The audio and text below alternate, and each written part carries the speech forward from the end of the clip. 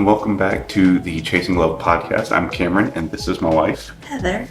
We're excited for you to be here with us. This is episode 3 of the podcast. Make sure if you are looking for more daily content, you can check out our social media pages. There'll be links down below, as well as our new blog for daily devotionals.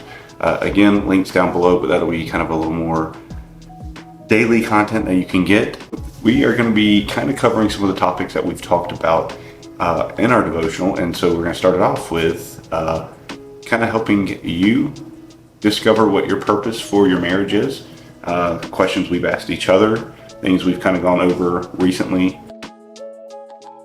And so, talking about the me thing, Proverbs 31 is, of course, talks about like the Proverbs 31 woman that's very popular, and as a guy, it's very easy to look at that and be like, oh, that's what a woman's supposed to do.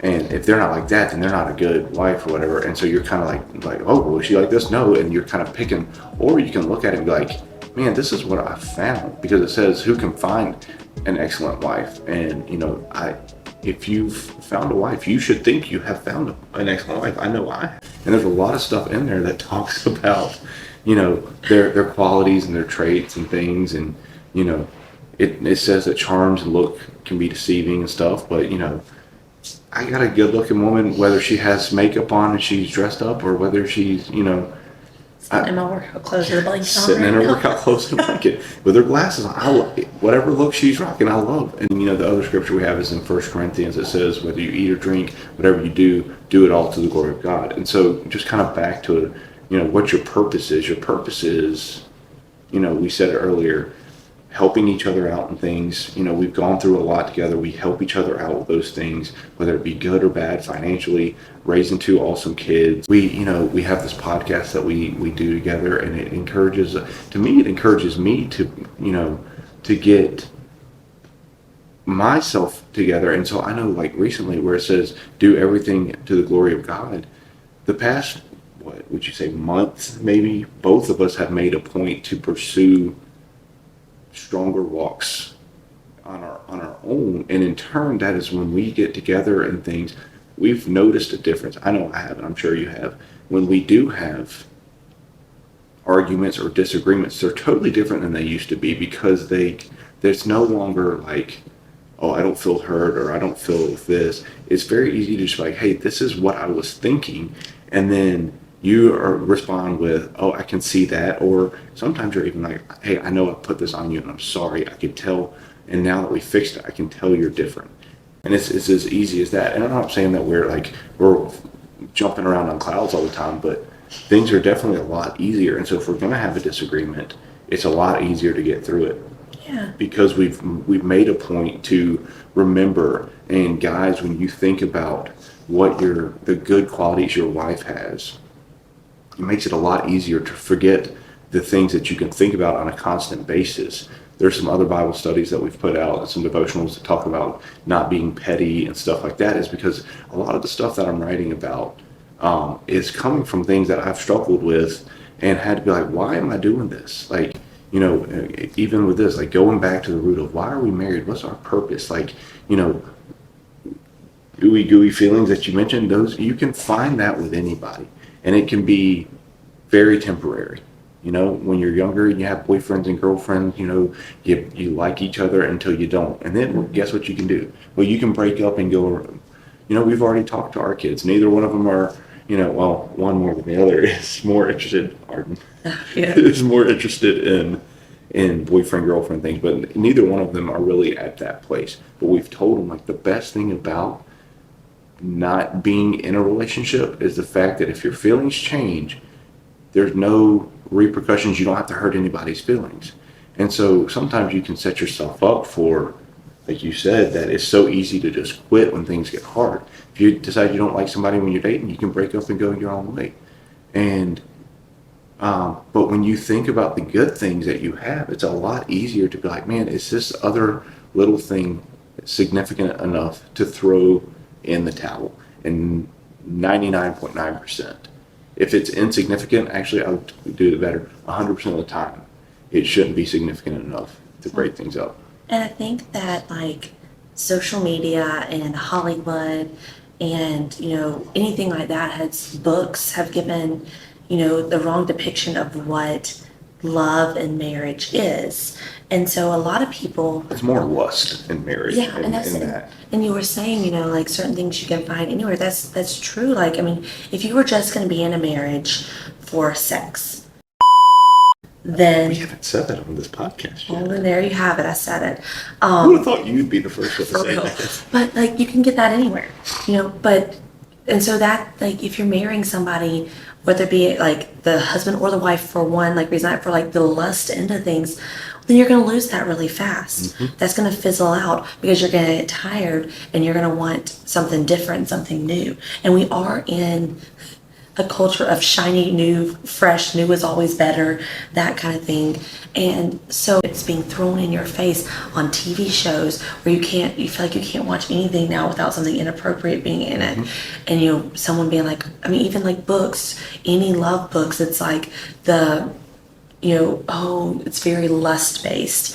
TV shows, rom-coms are warm, fuzzy feelings, but it's usually like, but the person I want is someone else's, and like, how can I get that?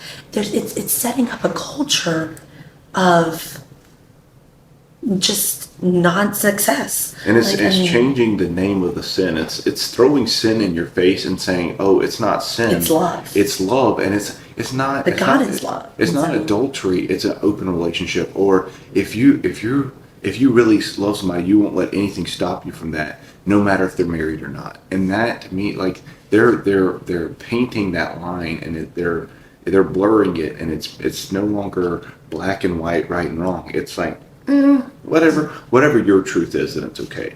And so, yeah, I think that's the biggest issue that a lot of people face now. Even Christian married couples, they sometimes feel like, oh, this is just too hard.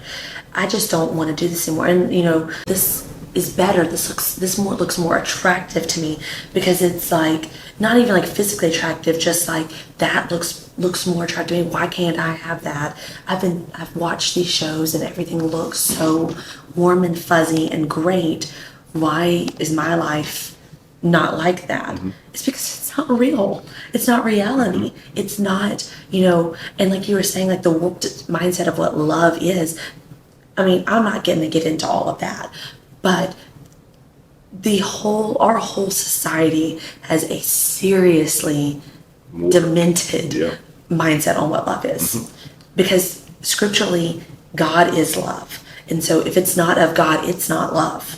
And so if your marriage is not rooted in God, it's not love. You may think you love them, but if it's not a godly, connected marriage, then it's only gonna last so long. It's like a flame when you put like in the candle, you put the top on and you kind of see it, but it slowly goes out and then it's like just smoky and fizzles away. I feel like that's like how it sort of is. It's like, unless it's, when it's a godly, it's like a fire that the embers are strong and it keeps going and going and going. And so I just feel like it's one of those things where you have to like strip it down to the basics of God is love. A marriage should be a godly thing because God created marriage. And so your love has to be God's love in that. And then the love for your spouse will be strengthened in that. I mean, that will be and again, there's just so much on that, like what your mind thinks you should have, that mindset of it's all about me. I've done that before, like, man, I'm giving you a clean house, I'm cooking you a meal, but then I want to give you attention. And so She did. whatever. But so it's kind of one of those things where it's like, but then I'm like, but I'm doing all this stuff for you. What are you doing for me? And it's like, I think that again, the sacrificial. Sorry, I don't want to interrupt you. Like that sacrificial mindset of like, being a servant, even just God's servant. He talks a lot about serving other people. So I feel like in your marriage, you should be serving the other person. And I think in doing so, then that whole why is nothing happening for me? If You'll your wear spouse, yourself out trying to keep score. yes, and if your spouse is like, walking alongside the marriage, wanting to see that strengthen as well, then as you're giving with like a giving heart and a cheerful heart rather than a like frustrated, like, I'm just doing this because I have to. Like I'm making a payment, so you'll pay me back. Yeah, I mean, if you're doing that, then you're not gonna reap the benefits. But if you're doing this and I love this person and I want to do what I can to make their life easier, then I truly, genuinely believe that the spouse will reciprocate that, and then in turn, 100%. and then in turn, as long as you're strengthening your marriage in the things of God, and again knowing what your purpose is, and in your notes you said marriage is designed to be a partnership, good, I guess, or bad, but like during good and bad times, like yeah, it's a during the good and the partnership. bad, it's a partnership, and together you can achieve more for God's glory than you could ever do alone. And so, like, but it's not gonna just always. I guess we've harped on this, but it's not just gonna be easy all the time. But it's gonna be worth it. And it's like you said a minute ago about like we were so set on like the new shiny thing. The crazy thing is if you think about it, a lot of times newer, shinier things, if you look at how things are made now, the new things are not made near as well as the old things were. And so if you think about it, you might pay a lot for something now, depending on what you invest your time and money into and collect years from now. Some items are worth more later on, the older they get, than they are when they're first bought. So you may get rid of your, whatever, because you think it's the next one's going to be better. In reality, you just gave away houses. Houses appreciate over time. Most of the time, depending on the type of car, but overall, cars depreciate over time. And those are one of the things that people give away and buy all the time, over and over again. Is because they have to do it before it depreciates. But with a house, which is one of the best investments you can make, as far as like, you put your money into a house. When we bought our house, now, we are almost at double what we paid for. And that's over a couple of years. A marriage, if you're putting time and effort, if you put money into a marriage, it'll last. That's your purpose. That's the key. Okay. If you're chasing love, chase money first, and then. But if you're putting time and effort into a relationship, and you put God into it, it will appreciate over time more than anything else will. And there's not going to be a relationship, if you're quitting your relationship because it got hard, and I'm not saying that, I'm not going to dive into the reasons to get out of it, but if you're only getting out of it because it got hard, It wasn't what you thought maybe Yeah. originally. It was going to just be Then- like warm fuzzy, yeah. then, that you're not going to, if you're just going from one thing to the next, hoping that you're going to never find gonna a be thing, satisfied. you're not. The Never grass be is the grass is very rarely greener on the other side of the fence. It's greenest where you water it. And if you move to a new field that's green and you don't water it, it's going to die out just the same way as the other place. So stay where you're at, water the grass, and watch it grow. And that's what we've done. We've put time and effort into things. We're still growing. We are. And sometimes we put more time and effort into it than we have at other times. And it's shown. Things have been really hard when we haven't tried. But when we try. Or when we just haven't been able to be together as often. Yeah. Honestly, too. But like right now we're trying. We have more time together. We're putting more time and effort into our personal walks with God. And it's affecting our walk together with God.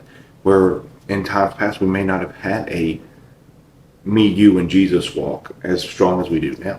And so We talk about things of faith a lot too, and like Yep. encourage one another. Yep. And I think that's important too. Like, your dad preached today at church, and he talked about how it just in conversation he said something about how he and your mom were just talking about things in the Bible and reading the Bible, and I was like, that's you and I do that more now. Like, we talk about the things that we're learning, and I'm like, they've been married for a while at this point, so I'm like, but I think that could be a key. Like, if you're just ranting about things or only talking about the things that upset you, but you're not pointing yourself towards God's faithfulness and what he's doing in your life, and like encouraging one another and things of the word, or just like, hey, I read this today, or I don't agree with this, but what do you think about this? And kind of go from there. But I think that, if you're able to talk about things, and you'll challenge my why do I feel that way sometimes, and I get like mad, and I was like, because I'm like, this because I feel this way. But I feel like when I actually listen and I let you realize you're just asking me because you want to know. I think that's just a good thing. Yeah. Like, so in your marriage, how often are you talking about the things of God? In your relationship, how often are you talking about things? How often have you discussed God's purpose? Have you even ever discussed God's purpose? I mean, for your marriage, do you just think it's because you love this person? What do you see yourself as a couple doing? Like, because I don't think that marriage was just created just so you can have somebody to watch football with, on Saturday. I mean, I it's do like fun. watching football with you, I though. love football, so I'm not going to say anything about that. But She's 100% serious too. She loves I love football. football. It's great. I got a best friend and a wife all in one. But no, I think that, I mean, yes, that is fun, and those are perks of being married. But if you're not moving forward in the things that, like, in your purpose, then maybe step one is to establish that. Then step two would be to say, okay, now we know what our purpose is. How do we move forward in this? Like, what is the next step? We can't tell you what the next step to your purpose is because we don't, God can tell you. And if you're in the Word, it will easily show you some things. And a good starting in prayer. point to that is it pointing to the goodness and faithfulness of God. Yeah. If it is, you're on the right track. Yep. So wrap it up there. That's a good Okey-doke. little ending point, I think. Unless you have more. I'm good. So that's going to wrap it up. Thanks again for tuning in. This has been a blast. And we will see you in the next one. Again, don't forget to take a look at all of our links. We've released a devotional. It's available on Amazon, either ebook or on as a paperback. And so if you want that would be great. There's going to be links down below. If you would like for us to release it as an audiobook with Morgan Freeman's voice, let us know. We can try to figure that out. But thanks again, and we'll see you in the next one. Yes. See you. That makes sense. So gangster. Dada, dada, shot collar.